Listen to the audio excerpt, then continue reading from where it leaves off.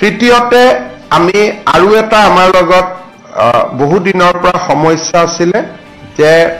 আমাৰ অংগনবাদী সহায়িকা কৰ্মীসকলে আশা কৰ্মীসকলে আৰু মধ্যাহ্ন ভোজনৰ ৰান্ধনীসমূহে কিছু তেওঁলোকে বেতন বঢ়াবৰ কাৰণে বিভিন্ন সময়ত চৰকাৰৰ ওচৰত দাবী জনাই আহিছে কিন্তু আমাৰ হাততো ইমান টকা পইচা নাই যে তেওঁলোকৰ দাবীসমূহ আমি পোনছাতে গ্ৰহণ কৰিব পাৰো আমাৰ বিত্ত মন্ত্ৰী অজন্তা নেওগ মন্ত্ৰী পীযুষ হাজৰিকা আৰু মন্ত্ৰী অশোক সিংঘাল এই যিখিনি আমাৰ ডিপাৰ্টমেন্ট ইয়াত ইনভলভ হৈ আছে এই তেওঁলোকক লৈ আমি এখন সৰু কমিটি কৰি দিছো যাতে বাজেটৰ সময়ত বা বাজেটৰ পিছত উপযুক্ত সময়ত মধ্যাহ্ন ভোজনৰ কৰ্মী আশা কৰ্মী আৰু অংগনবাদী কৰ্মী সহায়িকা সকলক আমি কি সহায় কৰিব পাৰো তেওঁলোকে যিমান খুজিছে আমিতো সিমান কৰিব নোৱাৰো কিন্তু কি সহায় কৰিব পাৰো তাৰ বিষয়ে তেওঁলোকে বিবেচনা কৰি চৰকাৰক এটা প্ৰস্তাৱ আগবঢ়াব আজি কেবিনেটত মূলতঃ এইকেইটাই সিদ্ধান্ত হ'ল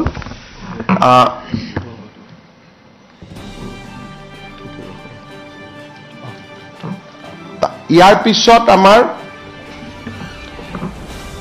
এটা সমস্যা আমাৰ সন্মুখত আহিছে পঞ্চায়ত ইলেকশ্যনক লৈ আজি যদি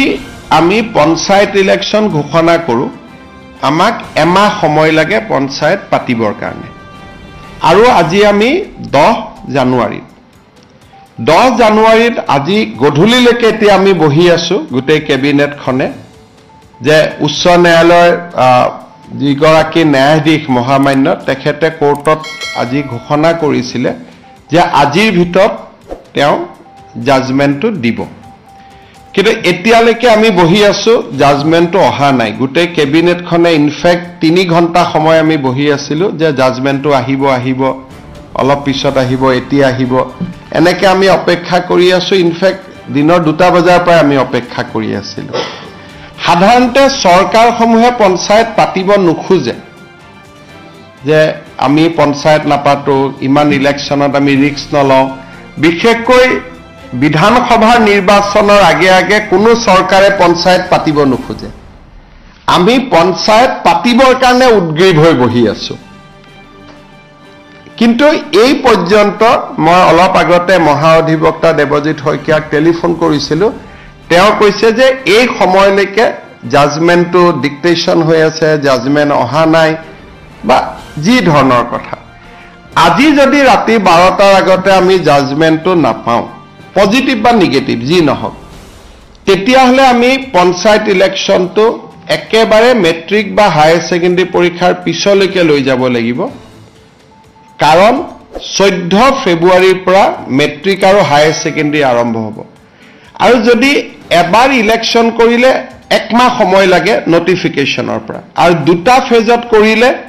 আজি হল 10 তাৰিখ 10 ফেব্ৰুৱাৰীত এটা হ'ব পাৰে 12 ফেব্ৰুৱাৰীত এটা ইলেকশ্যন হ'ব পাৰে কিন্তু আজি যদি ৰাতি 12টাৰ আগতে যদি হাইকোৰ্টৰ পৰা অৰ্ডাৰটো ওলাই নাহে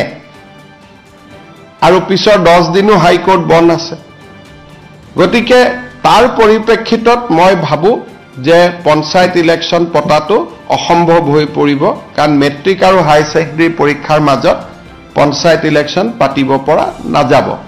গতিকে যি সকলে মোক সুধি আছে যে পঞ্চায়ত ইলেকশ্যন কেতিয়া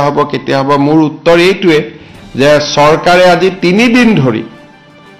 আৰু কেছবিলাক হৈছে অকল এটা কৰিমগঞ্জ জিলাৰ 19খন পঞ্চায়ত লৈ বাকি অসমখন ইয়াৰ লগত জড়িতই নাই কৰিমগঞ্জ জিলাৰ 19খন পঞ্চায়ত লাগিলে কৰিমগঞ্জ জিলাত ইলেকশ্যন নাপাতিলেও হৈ গ'লহেঁতেন বাকি জায়গাখিনিত ইলেকশ্যন পাতিব আমি অনুমতিটো পালে আমি ইলেকশ্যন পাতি দিলোহেঁতেন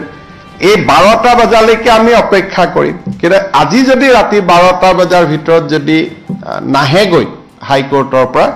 তেতিয়াহলে মই ভাবো যে মেট্ৰিক আৰু হায়াৰ সেকেন্ডাৰী পৰীক্ষাৰ আগত ইলেকশ্যন হোৱাটো অসম্ভৱ হৈ পৰিব আৰু এই ইলেকশ্যনো পিছুৱাবৰ কাৰণে কোনে লাগি আছে কংগ্ৰেছ দলৰ কৰিমগঞ্জ দলৰ প্ৰাৰ্থী হাফিজ ৰফিজ আহমেদ চৌধুৰীয়ে গোটেই কেছটো কৰি আছে আৰু তাৰ পৰা বুজা যায় যে গোটেই পঞ্চায়ত ইলেকশ্যন খেলিবৰ বাবে হাফিজ ৰফিজ চৌধুৰী আৰু তেওঁৰ সংগীসকলে সাহস কৰিব পৰা নাই আৰু সেই কাৰণে কেছটো কৰি পেলাই পঞ্চায়তটো পিছুৱাই আছে নিয়মতে পঞ্চায়ত পাতিব লাগে যে চৰকাৰক বিপদত পেলাও পঞ্চায়ত পাতি দিও কিন্তু ইয়াত উলটা হৈছে যে বিৰোধী পক্ষৰ একাংশই কাৰণ হাফিজ ৰফিজ চৌধুৰী কংগ্ৰেছ দলৰ অফিচিয়েল কেণ্ডিডেট হয় আৰু আন যিগৰাকী অধিবক্তা তেওঁ কংগ্ৰেছ দলৰ দিনতে সলিচিটৰ জেনেৰেল হৈছিলে দিল্লীত গতিকে দুইজন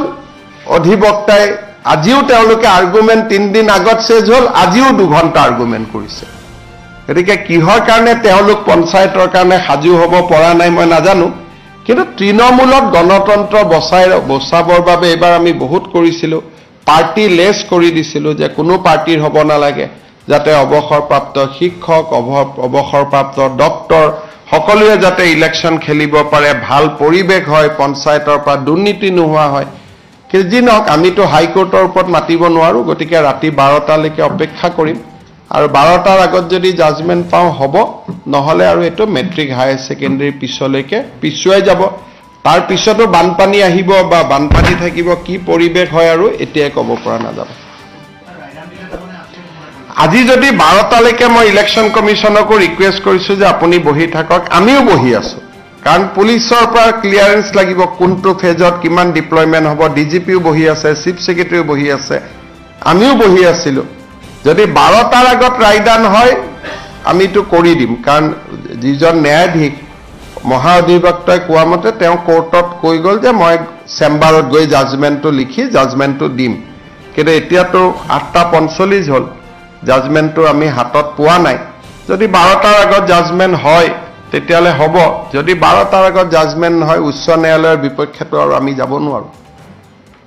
গতিকে তাৰ পিছত যদি জাজমেণ্ট ভাল বেয়া হয় তাৰ পিছত এপিল কৰা বা প্ৰয়োজন সাপেক্ষে সুপ্ৰিম কোৰ্টলৈকেও যোৱা এটা লিগেল সিস্টেমত আমি সোমাই যাব লাগিব ভাল হলেতো কতো যাব নালাগে বেয়া হলে আকৌ ডিভিজন বেঞ্চ সুপ্ৰিম কোৰ্ট এটা দীঘলীয়া প্ৰক্ৰিয়া এটাত আমি সোমাই যাব লাগিব অসম চৰকাৰে বিচাৰিছে যাতে লিগেল বিবাদিত জিলা আমিতো কৈছিলো যে যদি 19খন পঞ্চায়তৰ কথা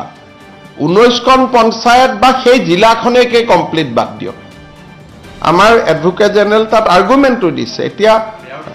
এতিয়া ন্যায়াধীশ গৰাকীয়ে কেনেকে জাজমেণ্ট দিয়ে এতিয়াতো মই দেখা নাই জাজমেণ্টটো দেখাৰ পিছতহে আমি অপিনিয়ন দিব পাৰিম ভাল বেয়া যিয়ে নহওক কিয় আমাৰ মতে নগলে তেতিয়াও কথা কিন্তু আমাৰ ফেভাৰতো যদি যায় আৰু জাজমেণ্টটো কালি পাওঁ তেতিয়ালে ইলেকশ্যন নহব 12টাৰ আগতে পালেহে ইলেকশ্যন হ'ব নহলে মেট্ৰিক পৰীক্ষা হায়াৰ সেকেন্ডাৰী পৰীক্ষাৰ ইমান ওচৰত গৈ ইলেকশ্যন পাতিলে ছাত্ৰ ছাত্ৰীসকলে সমালোচনা কৰিব